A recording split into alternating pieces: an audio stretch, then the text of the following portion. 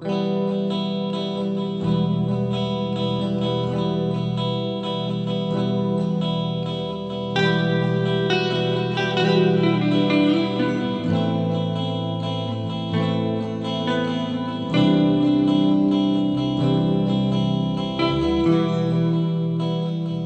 Rebecca Lavoie, and welcome to the Undisclosed Addendum. Today we're talking about Double Header. That's episode 14 of season 5 of Undisclosed.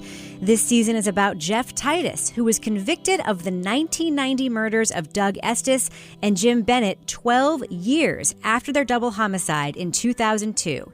Titus is currently incarcerated in Michigan and has always maintained his innocence. If you haven't listened to the episodes we're going to be talking about, that's episodes 13 and 14, go back and listen and then come back to this conversation. You won't regret it. The episodes are awesome and we will still be here. Joining me today to talk about all this is Jacinda Davis. She's a showrunner and producer with Red Marble Media and behind the Titus episodes of the show Killer in Question on Investigation Discovery. Hey, Jacinda. Hi, Rebecca. How are you? I'm great. Also with us, of course, is Susan Simpson, one of the hosts of Undisclosed, also a lawyer and super investigator and the lead on this Titus series. Hey, Susan. Hey, Rebecca. So I've been wanting to talk to you, Susan, because the last couple episodes have been about this serial killer, Tom Dillon. And I was surprised to hear one detail in the last episode that made me want to ask you to remind me and the listeners, how did this Tom Dillon angle get on your radar initially? And Jacinda, you too. I'm just curious to know, because I was surprised to hear that the current lawyer didn't know about this until you told him. So just remind me how that all came together. When I first started researching the Dillon case way back when, I found the serial killer angle mentioned in a newspaper article just by Googling Jeff Titus. Really? Yeah, it was that simple. It was not hard to find, but it also didn't look like it had been explored. It was more just a mention in an article, like there had been, the serial killer was ruled out. And I was like, what serial killer? So that's how it came on my radar. So how has it not sort of been a through line for everyone who has defended Titus? If a newspaper reporter knew about it, and we'll talk about sort of what you found in a minute, but like, how has it not been something that's been top of mind for everyone? Susan, do you know? Well, no, but the worst part is that when the jury foreman who spoke to him, and he was like, oh yeah, I remember hearing in the news like back in 93 that there was like a serial killer in Ohio, but he was ruled out. So he'd heard about it and heard that he was ruled out in the case. So the idea that, this is not like a great secret. Like, there are news articles. There are people who'd heard about him. It's not like some like mysterious, never before seen fact that was uncovered here. It's just no one ever actually looked at it, I think. I don't know. Yeah.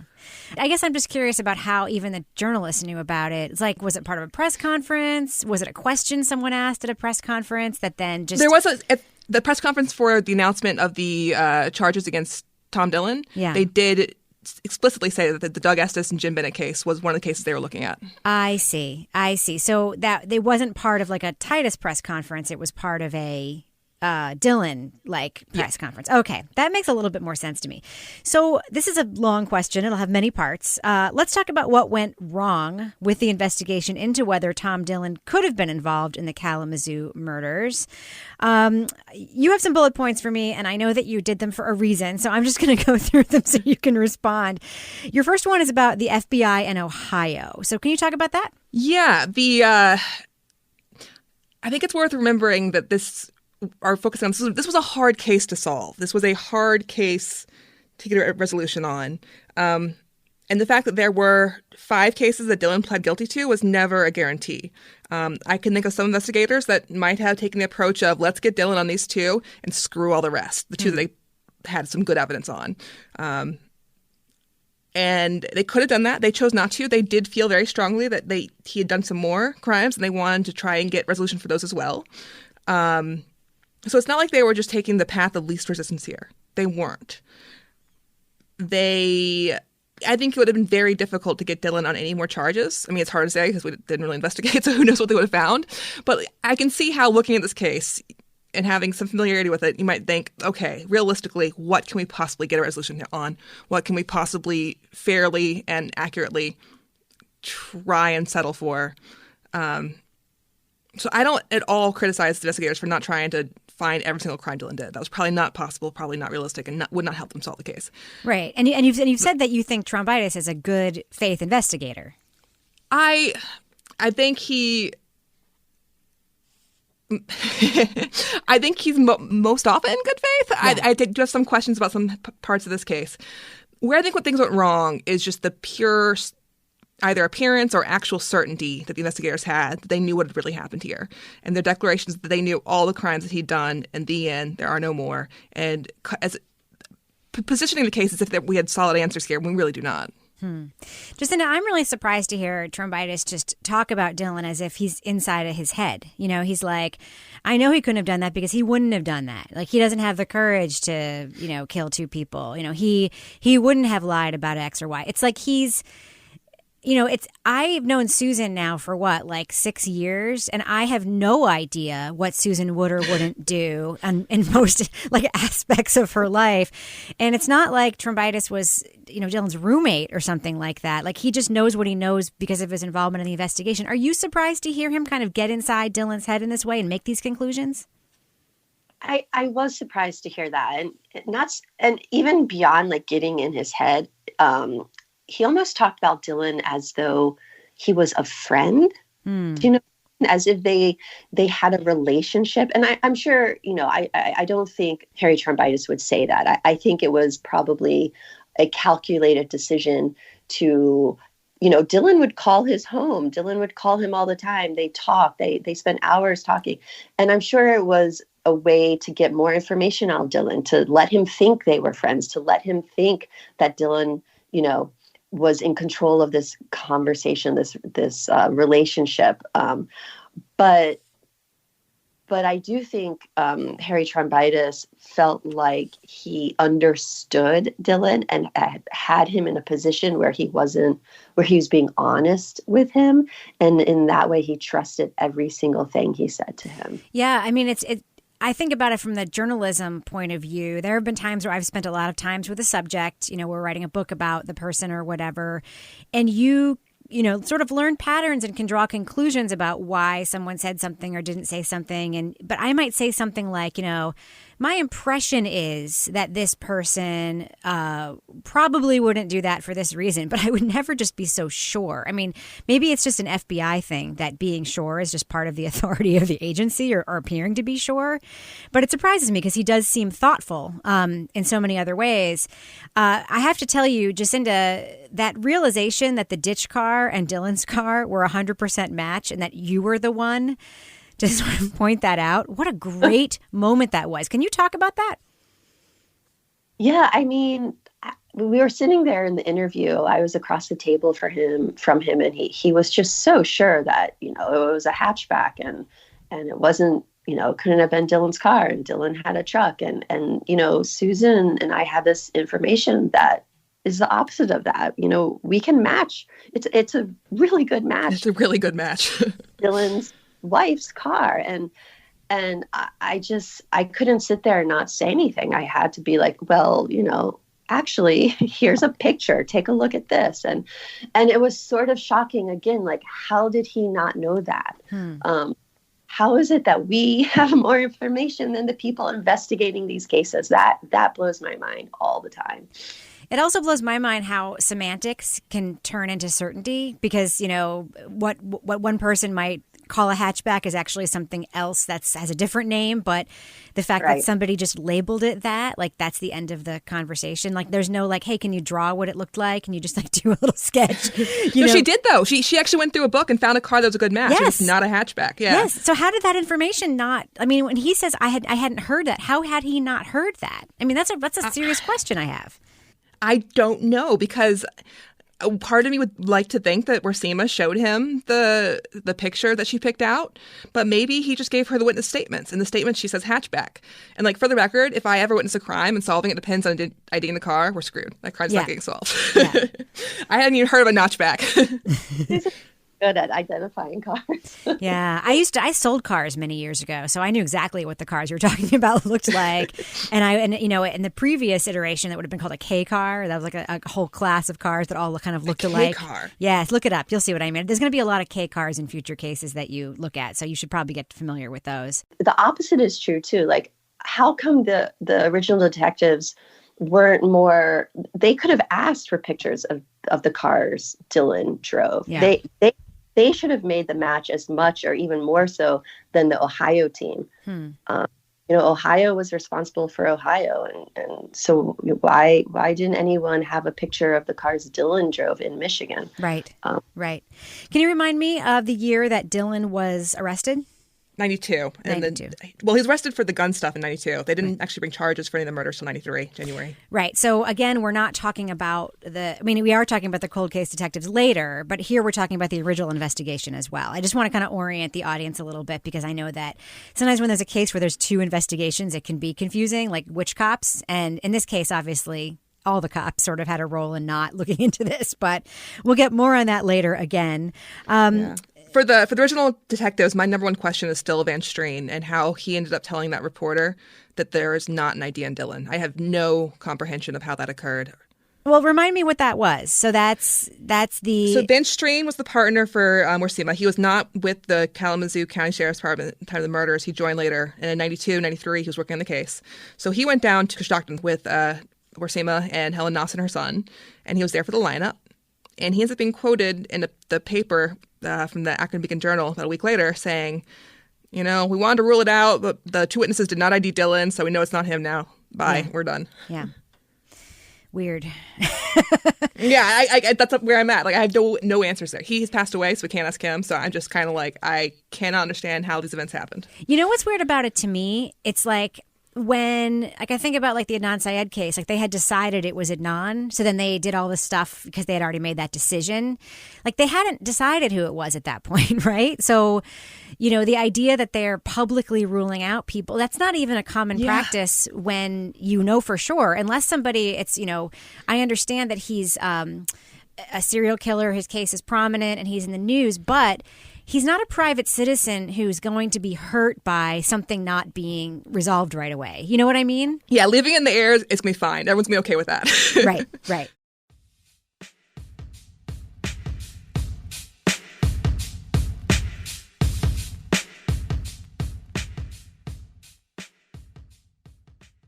Can we talk about Dylan's movements that day? Because that was one of the reasons he was cleared, because allegedly he was doing something else. But again, that has holes in it. Yeah, Jacinda, what's your take on that? Yeah, so I mean, he was, from what we can tell from the paperwork, he was hunting that morning.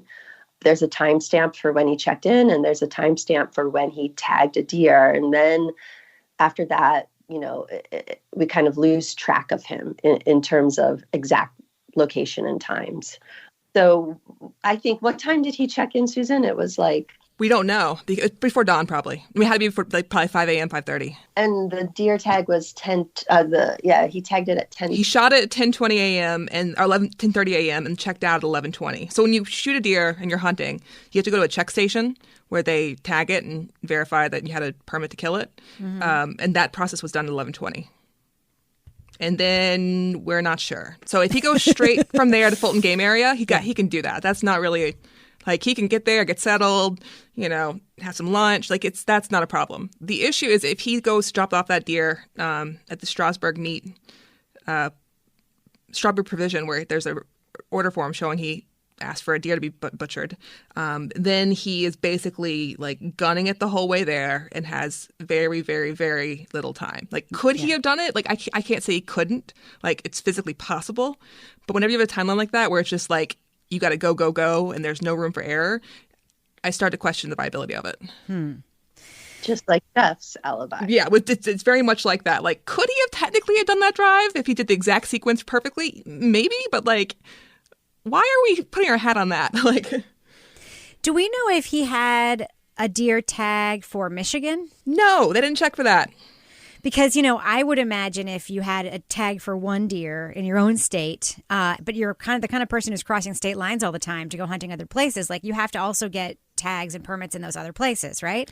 Yes. He says he had one from Pennsylvania that year. And he has this whole story about how he had a buck tag in Pennsylvania and he shot a doe instead. And so did they check his Pennsylvania tags? No. Did they check for Michigan tags? No. Did they check his Ohio tags for other years? No. The only Ohio tag we have is for this one deer in 1990 for the day of the Fulton Game Area murders. I didn't check his other tags at all, which is beyond baffling to me. It is baffling because you could imagine, I mean, somebody who loves to hunt, I imagine Jeff Titus would do this. If you live near a state line, you're only allowed to have one deer, and you get it early in the season, you're going to probably start hunting across the state line, right, with your other tag. And he says he traveled, he goes hunting.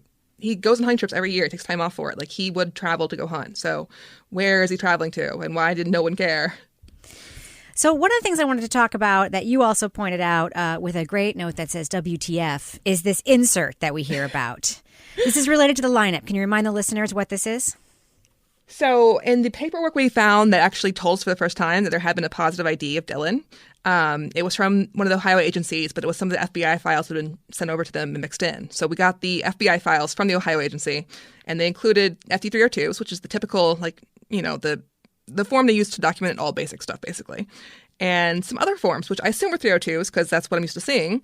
And one of these forms, which was on a blank, no template, no bureaucratic numbers, just a form, that was the one where Trombitis recorded that the ID had been positive of Dylan.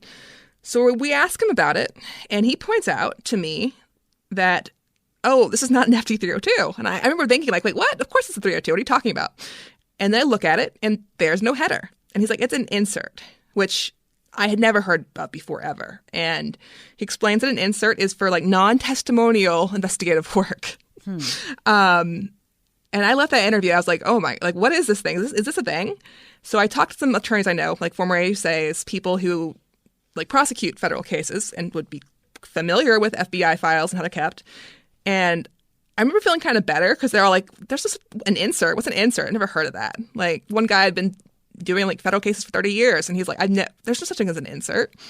So I feel better for that. I'm not the one missing out here. But some of them talked to FBI agents they knew. And the FBI agents confirmed what Trombitis told us. An insert is a thing that FBI agents do essentially to record things they want to record, but not give to a prosecutor. That's what I was going to say. Isn't this a Brady violation tool, basically? It's It's basically that, yeah. Yeah, you've created a process where you can have information sort of over on one side. This isn't relevant, so we're just going to give it a different, form number. That's it. Yeah. They basically systematized how to do a Brady violation. That's what I just kept thinking about. And the fact that the prosecutors never heard of it confirms that to me. This is not they're used to seeing this. They had no idea what an insert was, and they should have known if these were materials ever got handed over to them. Right, but how would they know if they didn't know that they existed in the first place because they were never handed over? Well, if they'd read the Timothy McVeigh case, which was the only place I found was discussed. In the McVeigh case, originally the prosecutors they tried to produce only 302s. Somehow the defense learned of the inserts, and the court looked at both and was like, after reviewing the inserts and 302s, it's clear there's not really a difference between them, so you got to produce all of them. Yeah. So what was in the inserts in the McVeigh case that made it notable? Anything? I should have gotten more into that. I do not know. I was just curious. Yeah, I wasn't expecting you to have an answer at that, but I mean, Colin would probably know off the tip of his head. Right? So let's talk about the cold case team. Now, Jacinda, they claim that they didn't know about this Dylan possible connection, right? Right. Yeah, which I was shocked. If anyone has watched our documentary, you'll see it on camera where we show them the picture of Dylan next to the composite sketch of the man who was driving the car. We talk about the serial killer, and they say they hadn't heard about him. It was the first they were hearing of it. I don't know what to make of that. I find it hard to believe. Because, like you said, if we were able to find it, why couldn't they? But the other thing they said is that, it wouldn't have mattered anyway because he was ruled out. Which, again, I don't know. Susan, I mean... What do you think, Susan? Cops love that, and sometimes it can be true for the courts. They'll say, okay, it's not Brady, it's not material. But in this case, no, it would have been material. What about that envelope, that folder that says serial killer? I mean, that's classic Brady, right? I mean, I was first of all, I was super pissed at you. I'm like, why are we waiting 14 hours to hear about this folder? First of all, second of all, it's like that is. I mean, if we've learned anything from listening to your podcast, we've learned that when police have a thing in their files on paper that hasn't been turned over, like that is Brady, right? So there's no requirement they have to hand over everything. Right. They only have to hand over stuff that is exculpatory and material. So it's not exculpatory and material to have a potential alternative suspect that at least someone looked into enough to create a folder about them? By itself, no. So talk about that. Explain why. I don't get that. So the courts have drawn very strict guidelines of what they consider material. And I would very much argue overly strict and overly pedantic in how they define what is material and what is not. But if this ever comes up in court, what will be argued is whether or not this information would have made a difference at Jeff Titus's trial. And I would say very much yes. The issue here, of course, is that they're going to point at the fact that the defense chose a different alternate suspect and say, they looked at Charles Dean Lamp, so that might have been a more effective way of going here. And they might not have thought that it was worth going after or not realistically after Dylan because he was apparently excluded. I don't know. There's no certainties with Brady, but that's what the arguments will be about. Yeah. I was very surprised to hear that his attorney now hadn't even heard of this angle before. I was really surprised to hear about that. Yeah, I was too. How does it feel to be you and to be the one to tell someone who's defending somebody that this exists? Oh, that's great. That's you get something to start the clock and get things moving. Make things viable. Yeah. If they had known about Dylan, it wouldn't probably those claims will all be expired now. Yeah. So the whole goal is when I'm working on a case, the attorneys want me to find something they never knew about. It doesn't matter how often. That's the entire point. Is to find stuff that hasn't been known about before. Because it opens doors for them for appeal, not. But what my question for you, Susan, is the information that's contained in this manila folder sitting in Kalamazoo. Marked serial killer. Let's just point that out again. It looks like a folder I have here on my desk, right? There's not a lot of information in there. The positive identification is not in there. Just the 3-page ID lineup that ends without saying who the witness is picked out, which is just still insane to me. So the insert, though, to me is very interesting. And my question to you is is the insert, the new information that, yes, there was a positive ID of this other man, is that enough to help Jeff? Is that enough for a new trial? So this is going to be a complicated question. The fact that for Brady, who's withholding or not disclosing material matters. If it's stuff Michigan had and didn't disclose, that's obviously Brady. The problem here is that some of the materials I actually do genuinely believe Kalamazoo did not have. And those materials would not be Brady because Kalamazoo couldn't have produced them. They didn't have them. So the question is, if some of those materials that they did have got produced, would that have been enough to make it clear to the defense what they needed to do to find the rest of the materials? What about what Mike has to say? Could that come into play in a future, post-conviction effort? I hope so. First of all, good job finding Mike and getting Mike to talk to you. I mean, it's amazing to me that he's just, first of all, completely unperturbed by the fact that you found his name in an FBI file and followed up with him. Good on him for not caring about that.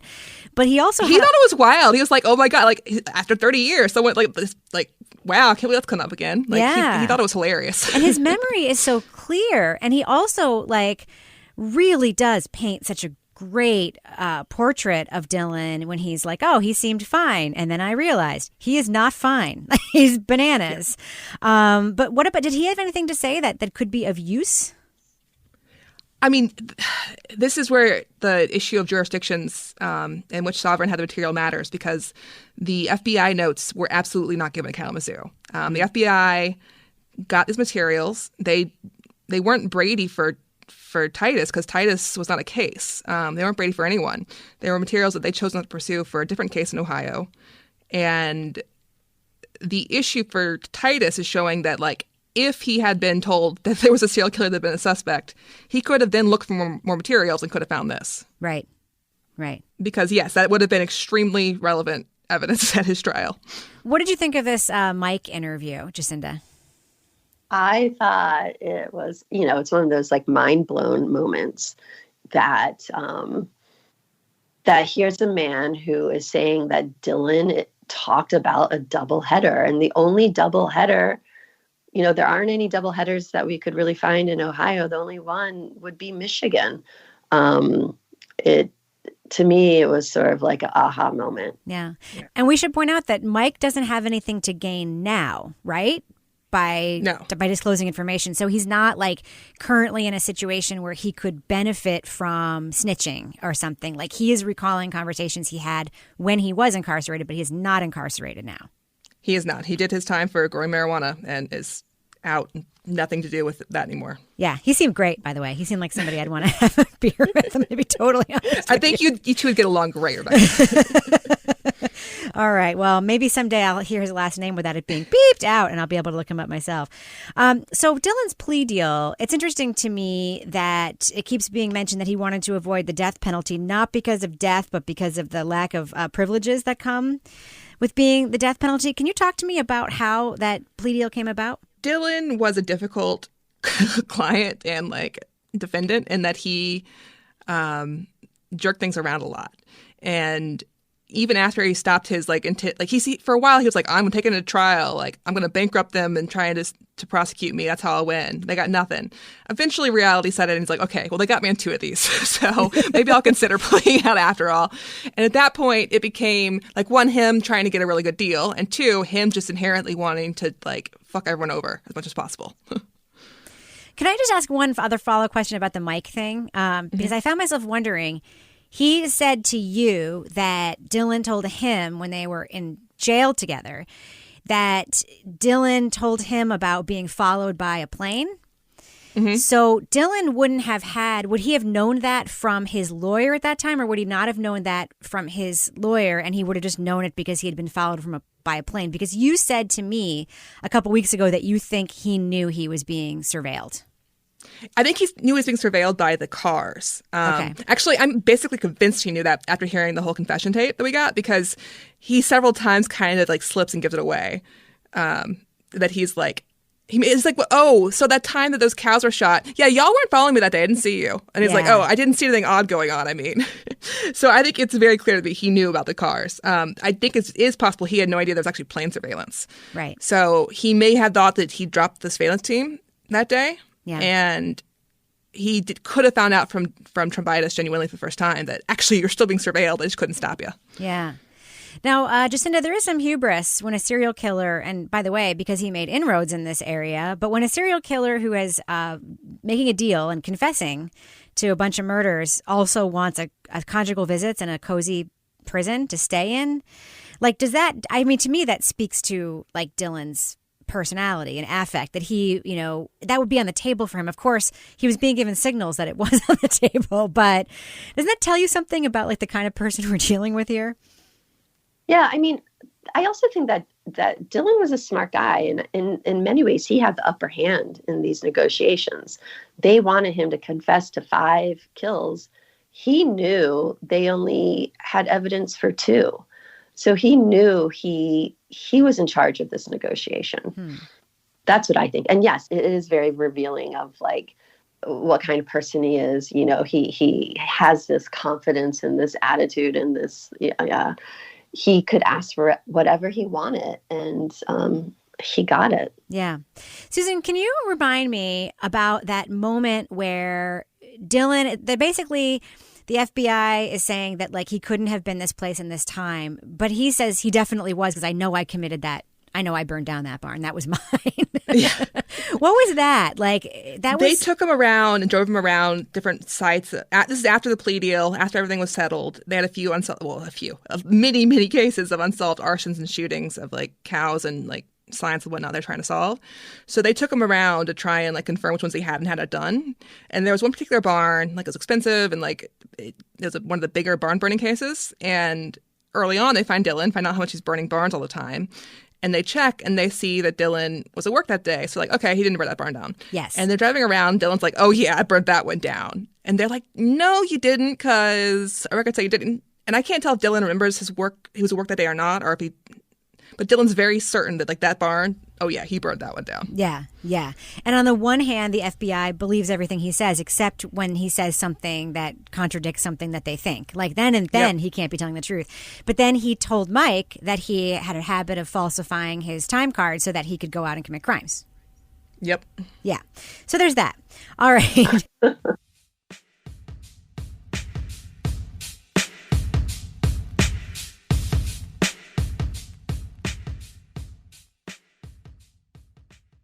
How sure are you guys that Dylan was actually responsible for the 5 murders that he was ultimately convicted of committing? Way less sure than I'd like to be. Why is that? So for the 2 last ones, Bradley and Hawkins, I have no real doubts. There's several pieces of like interlocking evidence that to me feel very conclusive. I don't see room for doubt there. The other 3, it used to be that there was 2 of them I didn't have doubts about. And there was one that even like Sean Bidas will say, like we were kind of like 50-50 on, and that's Loring. Because in that case, they originally thought it was a shotgun that killed the guy. And obviously Dylan doesn't use shotguns, so Dylan couldn't have done it. But Dylan told him it was actually a rifle wound, not a shotgun wound, therefore he could have done it. So Loring like always kind of had a small asterisk by it, like. But the other 2, I hadn't really doubted until I got more into it. Jacinda, where do you fall now on the Paxton and Welling? Paxton is the one with the letter that was sent, the anonymous letter sent to the newspaper, right? And Welling's the one who was jogging. Yeah, I think I'm more confident that he is responsible for Paxton than you are, Susan. And Welling, I'm like, oh, I don't know. Why are you more confident on Paxton, Jacinda?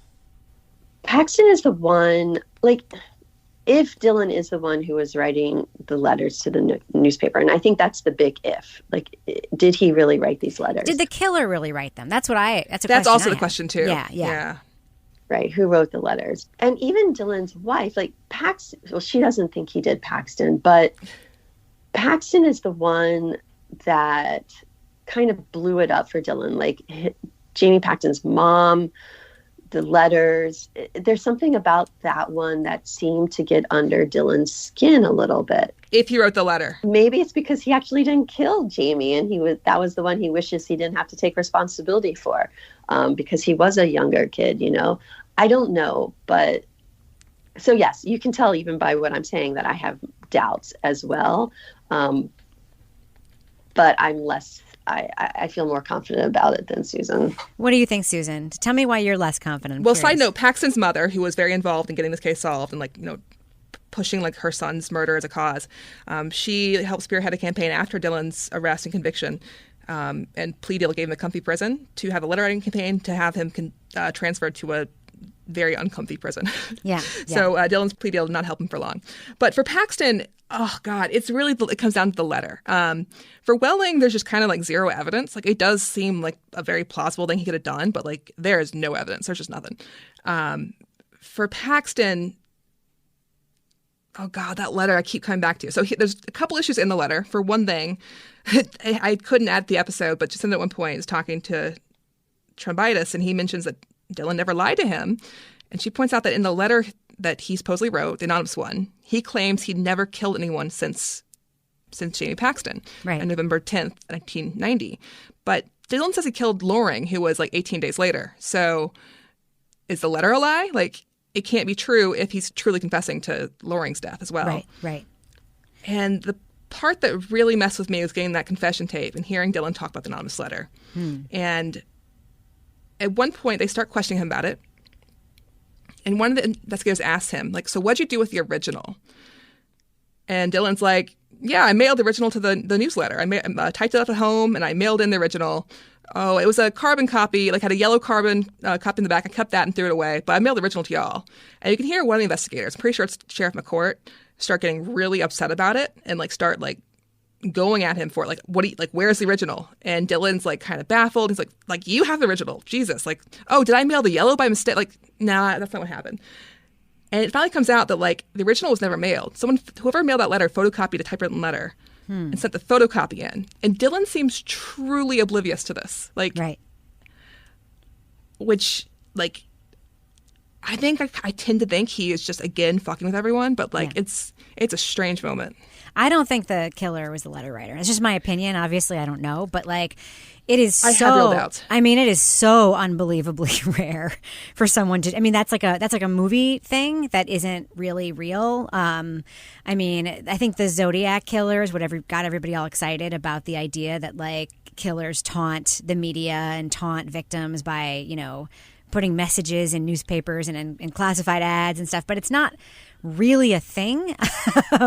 So I do have doubts about that. You note, though, in my notes that Dylan did pay for a subscription to the Times Leader after this. So talk about that. The one piece of evidence I have that I can say, like, affirmatively is, like, points at Dylan, is that a week and a half or something after Jane Paxton's death, Dylan subscribed to the newspaper for Belmont County, which is like 3 counties south of him. He'd have no purpose in having it. And he gets it mailed to, like, a P.O. box rather than his home. And to me, obviously, why would he seek out that newspaper then? And it's not proof of murder, but, like, to me, it's a very solid tie linking him to having an intense interest in the murder there. It's also worth noting that, as the confession letter confirmed for me, like I suspected from the files, there were other anonymous letters sent to the newspapers and the police about the arsons and claiming responsibility for those. And Dylan does deny that he wrote those letters. So there was someone apparently writing false anonymous letters claiming they did arsons that Dylan says he did. Yeah. I mean, I could imagine if there were letters about his crimes in that paper that he might subscribe to that paper to read the other person's letters about his crimes. He might be curious. But I also am wondering, given the other sort of little things that broke the chain along the way in other parts of the case, are they 100% sure that he sent a photocopy and it wasn't just a photocopy of the letter that got handed to investigators as the original letter? Like, that's the kind of question I have. Like, did somebody just decide along the way that the photocopy was the one that was mailed and that's how? Are you 100% sure that the newspaper received a photocopy? I guess is my question. No, that's a good question too. I am certain. I know for a fact they looked into it and decided that they had the same question too. Like, can we confirm this was really a copy of a Xerox letter? And they say, yep, we confirmed it. I don't know exactly how they did that, but they did have the same question and allegedly looked into it. So I'm mostly certain, but, like, again, not 1,000% certain, because who knows if... And we don't even know who opened the envelope, right? Yeah. Oh, it was the editor at the Times Leader. Yeah. I mean, I'll tell you, if I were the editor at the Times Leader, I would give authorities a copy of the thing my paper had received, not the actual thing. That's what I mean. There's a case to do it either way, but that's just something that stuck out to me, because I'm like, you know, for a journalist to hand over a piece of material, usually that requires like a process, unless the journalist just doesn't care and just wants to be helpful or whatever. So anyway, that's something that I found myself wondering. But Trombitis acknowledges that the Loring one might be suspect, right? But he also says Dylan never lied to him. How does that work? He says it's a suspect before Dylan confessed. Before Dylan confessed to the murders, they're like a little bit like, did he definitely do Loring? Like, this is the only one we have doubts about. Like, we know he did these 4, but, like, we have a room for a little bit of uncertainty with Loring. But then he confessed, and now I know he did Loring too. And he never lies. He never lies. Dylan lies so fucking much. Oh my God. Like, Dylan, it's incredible the amount he lies. Like, I've talked to, like, I mean, people who knew it, mostly, like, reporters, attorneys and investigators, and he tells all of them different versions of the same story, and he tells them lies about one another. Like, he was, like, seeding ridiculous stories about the others. The others to this day believed, and I hear that, I'm like, oh my God, like, Dylan was, like, how did he not get caught before this? Like, he was telling, like, kind of, like, mean and absurd lies about the others, like, all over the place. That's like classic narcissistic personality disorder behavior, because you get to be, by the way, I'm not a psychiatrist. I just have done a bunch of research about this because I've reported on it in books that I've written. But a lot of narcissists, they like to be like, they believe they are the captain of the universe, not the captain of their universe, but actually the captain of the universe. Like, they don't have that sense that other people also have interiority and feelings. So they do that because they know it'll keep people from talking to each other about them, because if somebody thinks that someone else wronged them, they are less likely to ask that person, but what about Dylan? Like, what do you think? Because they're less likely to have a relationship. That's a thing that narcissists do. It worked. Yeah. It seemed to have worked here. Well, think about the way, like, a lot of abusers, domestic abusers are narcissists, and they do that thing where they isolate people from other people in their lives for the same reason, because then there isn't the chain of proof that they're a dick or whatever. Anyway, let's talk about Dylan's wife. How does she come into play in terms of corroborating what she thinks he did or didn't do? Because I'm assuming he was lying to her this whole time as well. He probably was. I think she must have had... She definitely knew he was doing other crimes. When Jacinda and I went to talk to her, she told us that Dylan had killed the fishermen, but none of the hunters. And she found that out. She didn't know that at the time. She knew it afterwards. Yes. She says afterwards, Dylan told her he'd only killed the fishermen. He hadn't killed the hunters. And he only pretended to kill the hunters so he'd get the plea deal. Which I believe Dylan told her that. Like, and it's such a strange thing to say, you know, like, to your wife, like, you know, as if killing 2 people is a lot better than killing 5, you know, like somehow, the fishermen. Like, somehow that's comforting. Like, oh no, honey, it's only 2 of the 5. Like, what was his motive in telling her that? Unless he really did only kill the 2, which I don't think he did, but I've wondered. I don't know. I mean, I don't think it's unlikely that he killed more people, but he's also very good at, like you said, telling people what they want to hear in the moment. Like, every interaction is a new interaction to him, right? A new opportunity. So if there's an advantage to his wife thinking he only killed 2 people, that's what he would tell her. And if there's an advantage to telling, you know, somebody, Trombitis, that he did kill someone he didn't kill, like, that's what he would tell him. I mean, so you can't really know. You can't know, but you can speculate. Like, what would that advantage be? Like, what would be the benefit? You know, why would he tell his wife he only killed 2 out of 5? Like, how would that help? Yeah. Yeah, it's like 3 the limit. Like, she'd love him until he killed 3. That's her hard line. With 2, she'll agree to the visit, but 5, she might say no. Yeah. Like, is that it? You know, it's a weird lie if it's a lie. It is a weird lie if it's a lie. So, question about other cases that he was suspected of committing, Dylan. So what are some of those other cases? I mean, there's probably like a ton that he's been like floated as a suspect, and most don't seem particularly like. I mean, he could have done them, but don't really stand out to me. There are a few that, I mean, God, I just wish there had been more investigation done. So, can you talk about some of those cases? Jacinda, if you had a guess, which one stands out to you as most as like worthy of further investigation? You mean the ones in Ohio or the ones out of state? Anywhere other than Kalamazoo. I would say Pennsylvania for sure. And Indiana. We drove by the location of where a man was shot in Indiana. And it seemed very Dylan. It did. It seemed very Dylan, and it seemed very much definitely not an accident. The Indiana one is strange because, again, it's like a year to the, like, a Saturday, exactly 1 year later from the Fulton Game area murder, same time of day, and very close by relatively. This guy hunting was walking through a field and shot and killed. Rifle in that case, not shotgun. And the Indiana investigators, like, they definitely were told about Dylan, that this case had been flagged as a possible related case, and they had like 0 interest in looking into it. Never did. They're like, whatever, have fun in Ohio. We don't care.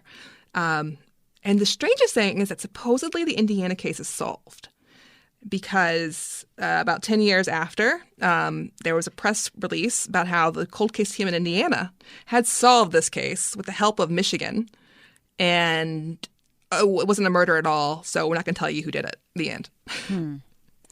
So we can't know who, like, we don't know. Michigan also says they have no records about this. So I don't know why Indiana's claim Michigan helped them solve it. Michigan's like, we don't know what we're talking about. There's no records here. Right. Supposedly it just wasn't a murder. And because it wasn't a murder, they can't tell us who shot Vernon Eicher, the victim. Right. So let's talk about this question of whether or not Dylan was targeting women. It was never considered. Not to me, it seems it's all, when you're going through the case file, like, there's just so many red flags about it that it's starting to become overwhelming. There are red flags about it in your podcast. Yeah, but like, it just, no one, I don't understand how people saw these things that he's saying and doing, and no one's like a little bit like, should we look somewhere else too here? Yeah. The other thing is, like, they're so convinced, you know, and it's not just prostitutes, right? It's when you're out hunting and people have hats on and gloves and you're a little bit away, you can't always tell if it's male or female. I don't think Dylan cared. I don't think he specifically was looking to shoot men. He was just shooting. He was just shooting. And the 5 that he confessed to happened to be male victims. Even, Trombitis tells this incredible story, which Susan talks about on the podcast, where they're trailing him one day and he passes a female jogger and he circles back. Yeah. Chances are if she hadn't turned the other way, he would have shot her. Yeah. So it is strange to me that they think he only targeted men. Yeah. Well, Trombitis does not. Trombitis thinks that Dylan would kill a woman because he told her he would or didn't care. What stands out to me, though, is that Dylan's hobby was basically driving around shooting dogs, lots and lots of dogs, which unfortunately Trombitis showed us photos for, which I did not want to see, and cows, and then signs. I think the shooting of people was like Mike said on the show. He shot rats and then cats and then dogs and then you go to people. I think the hunters he shot were just an outgrowth of him driving around wanting to shoot and kill stuff. I don't think that necessarily was part of the serial killer instinct that he had. I think it's possible that what he got off on was something else and the hunters were just kind of a side hobby. Yeah. For me, my eyebrows really went up at his being racist and then frequenting black sex workers.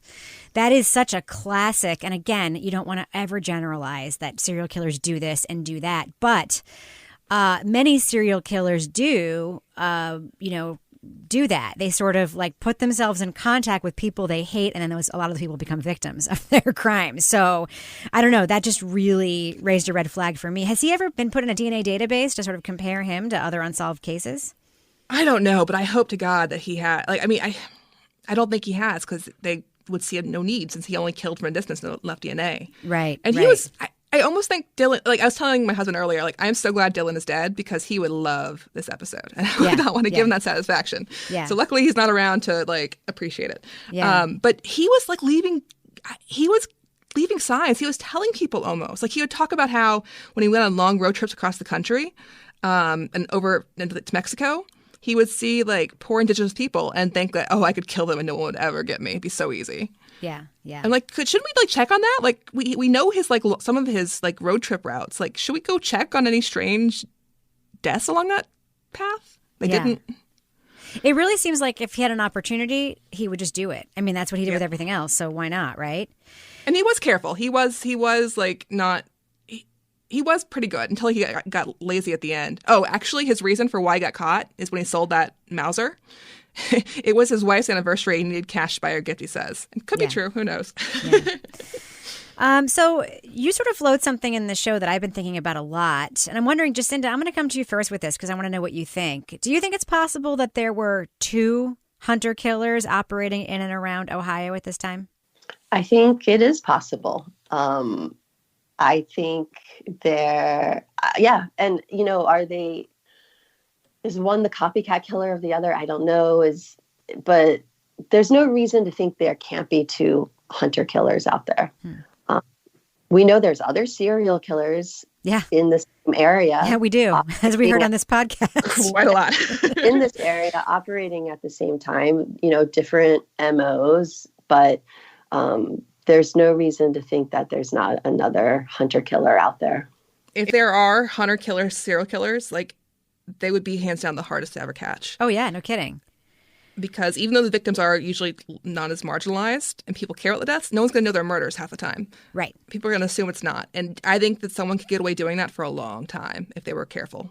That's what we heard someone say in this episode. What are the chances that in a place where everyone's firing guns that it was a murderer or a serial killer? It's I don't know. That seems like a pretty good idea to me. If I want to shoot people, it's because we do know he was seen pointing his gun at other hunters, right? It wasn't him according to Trombitis, but I have my serious doubts. Yeah.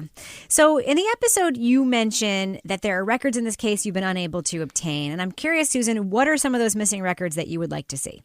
His maps. He kept maps of where he went, what he did, and I want to know the maps. I know they describe some of them, so we know some of them have local counties, but do I rule out the possibility that he had Michigan maps in his house? No, not at all. I don't think they would have written that down or disclosed it if they did.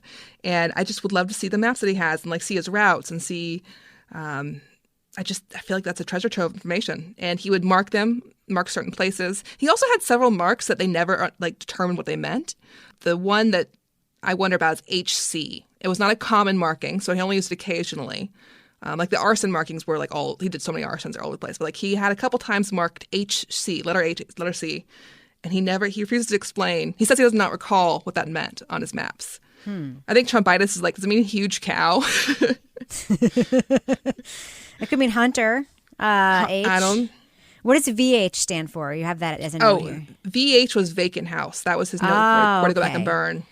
Got it. Did he have a code for a barn? Did he have code for a dog? I wish we knew. We only know a few of it because they describe them. We don't get to see them. Yeah, really interesting. What if HC are the initials of the other hunter killer? Ooh, wait, Hunter. If there are two killers out there at the same. Oh, he knows the name. And he's marking his kills and. That's what the movie version of this would have that be for sure. Yeah, Harold Collins did that one over here. Let's mark it down. Morgan Freeman would figure it out 90 minutes into the movie.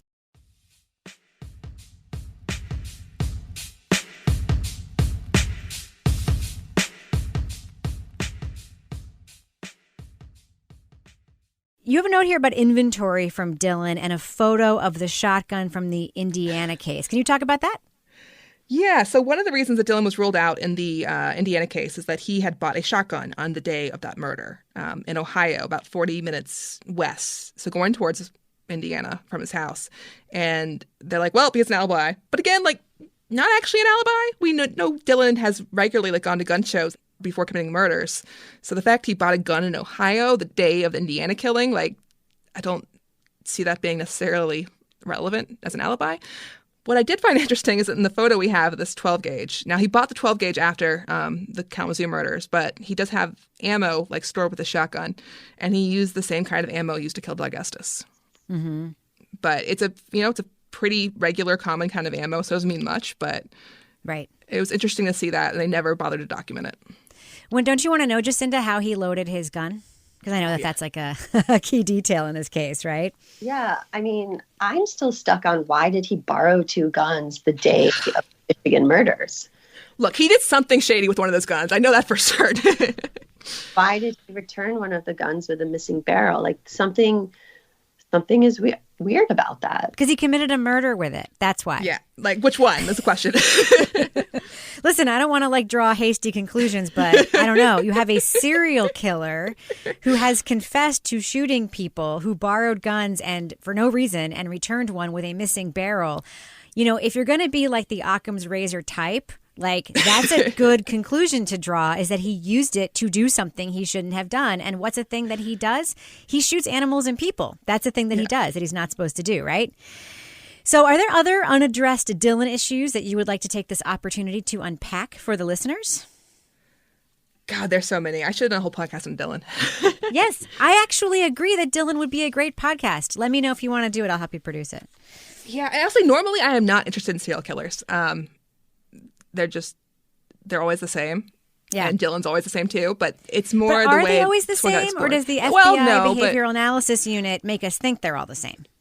That's true. I find them personally boring as characters, put it that way. But the way this investigation was handled is fascinating to me. Yeah. What about you, Jacinda? Do you think that there's more to this story that could be told in a podcast maybe? Absolutely. And I think there's a lot more to the story that could be told, and it'd be incredible to dive into that. So, hey, in 57 months, the FBI should get back to their files about Dylan. Exactly. So, Susan, what are some of the unaddressed Dylan issues that you'd want to explore? One detail that keeps catching my eye is Dylan's obsession with a lockbox that he had and a videotape. For some reason, after he was at his arrest, when there were search warrants issued and they, seized stuff from his house and his personal bank box, whatever, Dylan got really, really fixated on it and kept obsessing over the contents of the lockbox and the videotape of a vacation he took, and my wife needs them back. My wife needs them back, and repeatedly insists that those materials get returned to her. And his story is that the vacation they filmed on that VHS or home video was somehow meaningful and the family needed it back. I'm I don't buy that.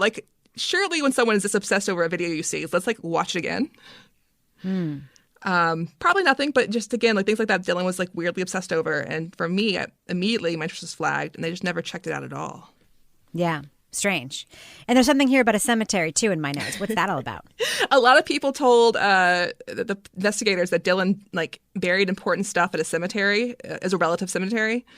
And on his maps, he has like a lot of strange markings on the cemetery. And he was seen digging in the cemetery. I don't want to know what he buried in the cemetery. Yeah. He also wrote the words... Why haven't you gone out there and dug around? Do a Payne Lindsay. COVID. Get out there. COVID. Bring your shovel. He also wrote the words swivel chair on the cemetery, though, which I am Weird. lost on. Yeah. Huh. Maybe use these maps as like a shopping list sometime. Just like put something down that he needed. Is there anything, Jacinda, that you think about Dylan that hasn't been, told in this podcast or in any of the reporting you've done about him? We've touched on a lot of the things, but the one thing about Dylan is we know he traveled a lot and he would go on road trips and sometimes he'd take his son with him. Sometimes he'd go alone. And we've looked at the states surrounding Ohio, Indiana, Michigan, Pennsylvania. I would love to know specific his travel dates and what states and see how far he has, how far this really goes. Well, we do have one really good listener question this week that I'd love your thoughts on. It's from Stephen Petrocelli. He says, in episode 12, Susan cited the FBI Behavioral Science Unit's opinion as the basis of the warrant for Jeff Titus's house soon after the June 2001 meeting between the cold case team and the FBI. What other factors and justifications, if any, were used in the affidavit for that warrant? And he also wants to know, do any state or federal laws or court opinions support the use of behavioral analysis profiles in consideration of a warrant? That is a fat, awesome legal question. Susan, what are your thoughts? The warrant that was used August of 2001 for the search warrant did not just have the profiling information. Most of it was based on stuff that they'd learned in interviews at the VA, because that's most of what they had at that point. They also cited that the whole alibi thing, like that that Titus's friend hadn't seen him at the Shepherd Farm for 2 hours, so stuff like that. At that point, no one had told them that Titus had threatened them. They had no stories like that, so there was no stories about Titus being threatening, so they didn't have any. But as a sort of a tag end to the end of it, they added this fact about how the Behavioral Science Unit said that Dylan was the only viable suspect in the case. It's not an often argued legal question, but it's an important one. I do think that if a jurisdiction tried to use just the profile to get a search warrant, it would be and should be turned down, and that could probably be used, if it was not turned down, could be used to argue for suppression later on. Right. But there are times where law enforcement has used the profiling as another fact in there, and often then it's not going to be challengeable because you'll have other facts that the court can be like, well, these are good enough, so the fact they have an irrelevant fact here isn't going to harm things. And sometimes courts have actually confirmed, like, nope, the profile is right spot on for this guy, so clearly it was a probable cause. Right. I mean, we like to think that the way a profile would be used is like, maybe the profile would make you pick up the guy's trash and look for fingerprints on a cup or whatever, but not for getting a warrant to actually put somebody in the frame. All right, Susan, what are we going to hear about next in the Titus series? We are going to hear about what happened after the trial and where things are going and stand now for Titus. All right. Well, Jacinda Davis, I can't tell you, it's always such a pleasure to get to talk to you about this case. And I hope in future seasons, perhaps, I can talk to you about other stuff in different cases. You are just fascinating, and I love getting your perspective. Thank you. And Susan Simpson, great couple of episodes last week and this week. It was a pleasure to produce them. And yes, I do want to know more about Dylan as well. Let me know if you've got anything in the books about that. See you next week, Rebecca. All right. Talk to you then. Thanks so much for listening. We will be back next week with more Undisclosed and another Addendum episode. And if you have questions for next week's Addendum or tips about any of the cases covered on the podcast, you can email them to undisclosedpodcast@gmail.com or send them to us on social media on Facebook, Twitter, or Instagram, where you can find us at undisclosedpod. Audio production of the Addendum is done by Hannah McCarthy. The executive producer of Undisclosed is Mithil Telhan. I'm Rebecca Lavoie. If you want to hear more of me, check out my true crime and pop culture review podcast, Crime Writers On. And for everyone at Undisclosed, we'll talk to you next week. Looking forward to it.